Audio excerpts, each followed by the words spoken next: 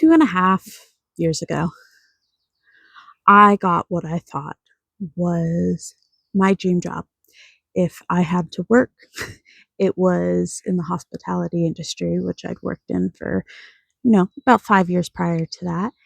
It was almost double what I was making prior to the job offer, and it was an amazing opportunity that was going to allow me to move across the country from Ontario to BC and live in a gorgeous remote community that I loved.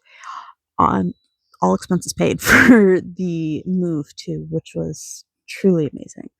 And while I thought the job was perfect, it led me to the exact same place every other job I had had before led me, which was to the point of burnout, unable to function, and knowing that I could not go forward any longer. Most of my job experience to date, I am 30, almost 31 at point of filming for reference, but it has followed this pattern of working as hard as I can to try and get by and make enough money, lasting about 6 months before I am burnt out and exhausted and unable to move forward with the job, and having to take a leave, having to take some time to not work and either rely on getting in debt or family and friends when I was lucky enough to have available to support me. I've definitely been lucky in my life because of that. And I would go through this period of not working, trying to recover from burnout for about 6 months before I couldn't manage anymore and need to return to work. And the cycle, the pattern repeated over and over and over again for almost a decade, like from 18 to, you know, almost 30. And so that leads me to 2.5 years ago. I was working stressed out in Ontario, kind of on the edge of burnout, and I received this amazing opportunity. And I took it because, yeah, like truly, it was so wonderful to be able to get that whole thing, a getting more pay, being able to set some money aside for savings, and working in, for me, the ideal place. I am very antisocial at heart, and I like my peace, my quiet, my solitude. And that was important for me to be able to have. And because it was a remote community, it allowed me to spend a lot of time in nature. So I get the job offer, I take it, and I move there in December of 2024. The first few months, it was a business that was under reconstruction, renovations. And so the first few months, there wasn't a lot of work to do. So I, you know, did the small amount of work I was able to, did some research, and got to know my area. I did a lot of exploring, which, if you've worked in tourism, it also still helps. But I did it for me too because I love exploring. I took some time, I did a lot of art. That's also where I created the book of base planner. So the first few months, everything's going good. I'm getting paid more, which is nice. My first few months of expenses were covered.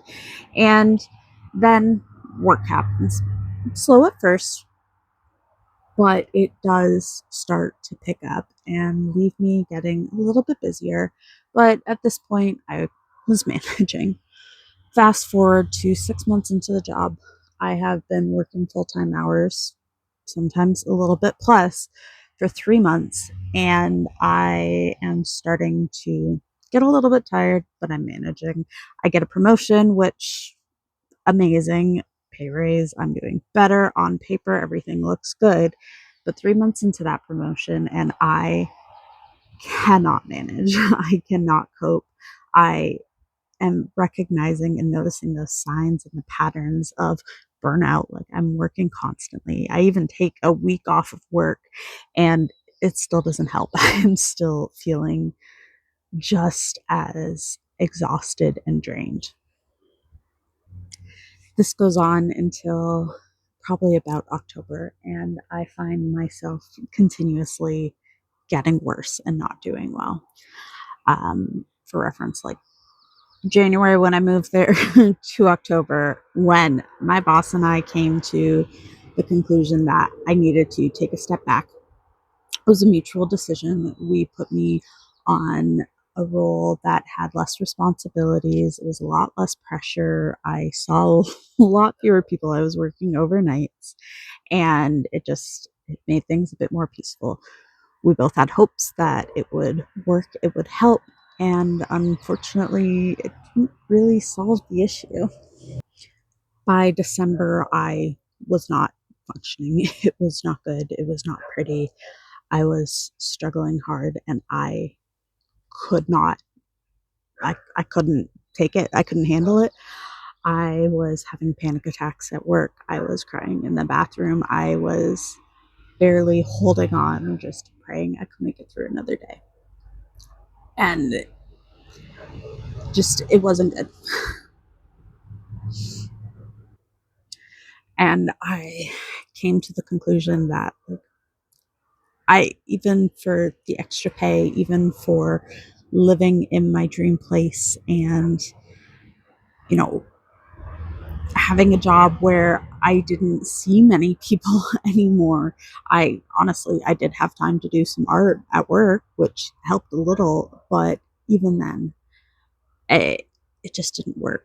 And if even all of that, even what I thought was my dream job in my dream place didn't work, I knew that no job ever would. This was the longest I'd lasted in, I think, just about any workspace. And it was almost exactly a full year. But it it didn't work. My boss kind of realized that before I did.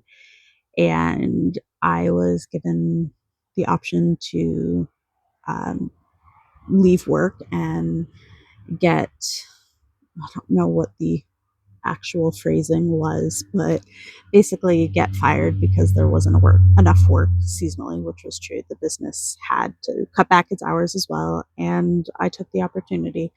I'd at least been able to set some savings aside, and with severance and unemployment and all that stuff, it gave me a little bit of breathing room to figure out what to do next. I knew that I couldn't return to a job. I still applied for part-time work here and there, and especially towards the time where my finances were getting pretty slim. But it just, I knew that no matter what job I took, it was always going to lead me down that same path. And I'd tried many times over the years to become an entrepreneur. I knew that if I wanted to reach the goals I had in life, that it had to be working for myself. But every time before, it had failed. I think for a lot of reasons. I mentally, emotionally was not in a mindset where I could have held a business and kept it afloat. I don't think, at least not successfully. And the things I'd tried just weren't in alignment for me. They weren't what I was good at or what I enjoyed. And if there's one thing I've learned about myself, it is that I need to do things that I enjoy, or it just leads to burnout. It leads to the pattern I repeated over and over again. So, almost a year and a half ago now was the last time I worked in a traditional job. In the last year and a half, I have taken that time to figure out what it was I wanted to do with my life, what it was I thought was going to make me happy. And it's shifted, it's changed, it's tweaked, but it keeps coming back to the same space, which is art, it is creation, it is this YouTube channel and talking and being myself and sharing my story. And while I know my journey isn't everybody's journey, I think there are similarities that I can be sharing that I hope in hearing my story inspire you. Because I think for a lot of neurodivergent people, traditional jobs just don't work. They weren't designed for us. And the impact to show up as somebody that we are not, to do things that don't feel right for us, it is a lot. And it has impacted my mental health so much over the years. And it's why I decided I cannot do it anymore.